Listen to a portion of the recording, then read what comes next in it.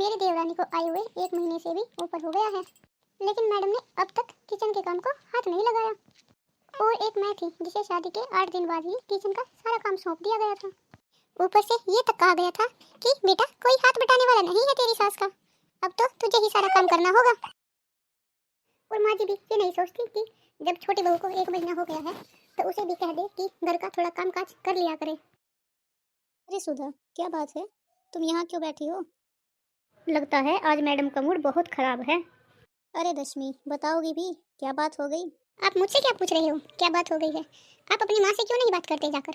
छोटी बहू को आए हुए 1 महीना हो गया है और माँ जी ने अब तक उसे ये भी नहीं कहा कि बेटा तुम बड़ी बहू का काम में हाथ बटा दिया करो। मुझे तो तुम्हारी माँ बहुत लेक्चर दिया करती थी कि बेटा ऐसे कर लिया करो वैसे कर लिया करो, लेकिन छोटी बहू के आते ही बोलती बंद हो गई उनकी। देखिए रमेश, अब मुझसे और सहन नहीं होता। या तो आप माँ जी से कहिए कि वो छोटी बहू से कहे कि वो एक समय का काम करे, नहीं तो मुझे ही कुछ करना होगा। अरे रश्मि, तुम चिंता मत करो, मैं माँ से बात करूँगा। आखिर वो इस घर की बड़ी है, अगर वो ही घर के सही फैसले नहीं करेगी तो फिर कौन करेगा? ठीक है, जैसी तुम्हारी मर्जी।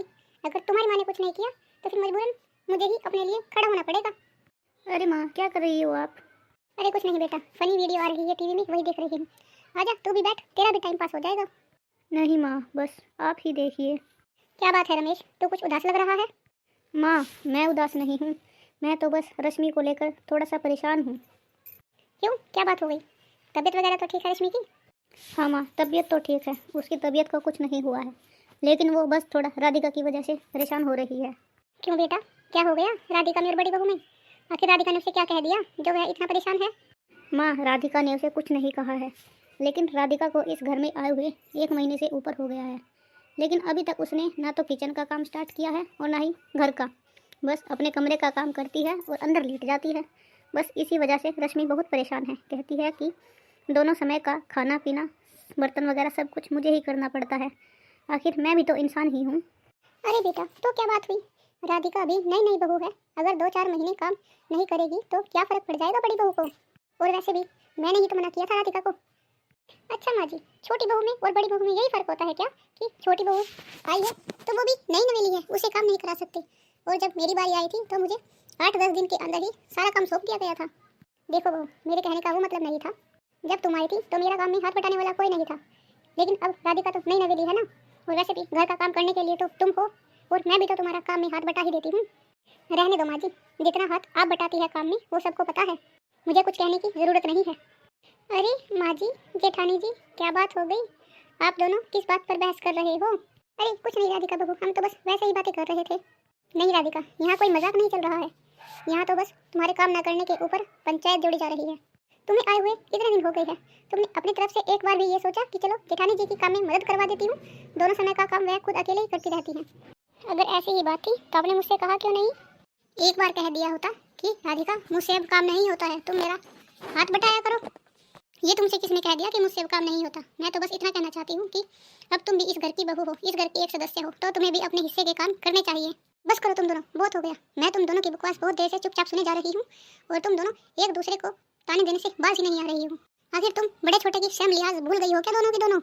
देखिए माँ जी, मैंने तो कुछ नहीं कहा, मैं तो बस जेठानी जी की बातों का जवाब दे रही हूँ। अगर वो चाहती है कि मैं काम में उनकी मदद करूँ, उनका हाथ बटाऊँ, तो ठीक है, यही सही, लेकिन जेठानी जी को भी कह देना कि इस घर में खर्चे का भी बंटवारा होगा।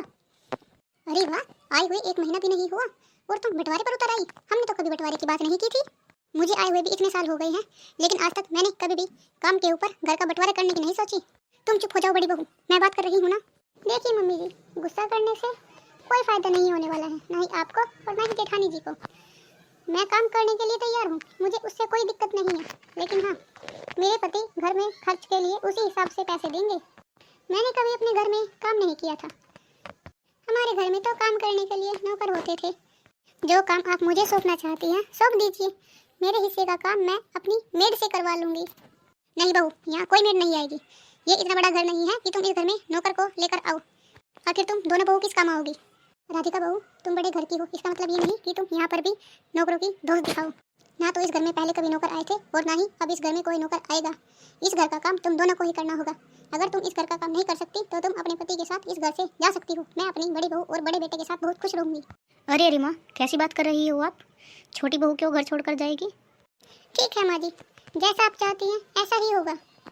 अब मैं हर काम में दीदी की मदद किया करूंगी और उनका हाथ बटाया करूंगी। देखो राधिका, मैं इस घर के टुकड़े नहीं करना चाहती और ना ही मैं चाहती हूँ कि तुम और देवर जी इस घर को छोड़ कर जाओ। मैं तो बस इतना चाहती हूँ कि तुम मेरी काम में भी मदद करवा दिया करो। आखिरकार मैं अकेली बहुत थक जाती हूँ। ठीक है दीदी, मैं आपकी मदद किया करूँगी और माँ जी, आपको भी आगे से शिकायत का कोई मौका नहीं दूंगी।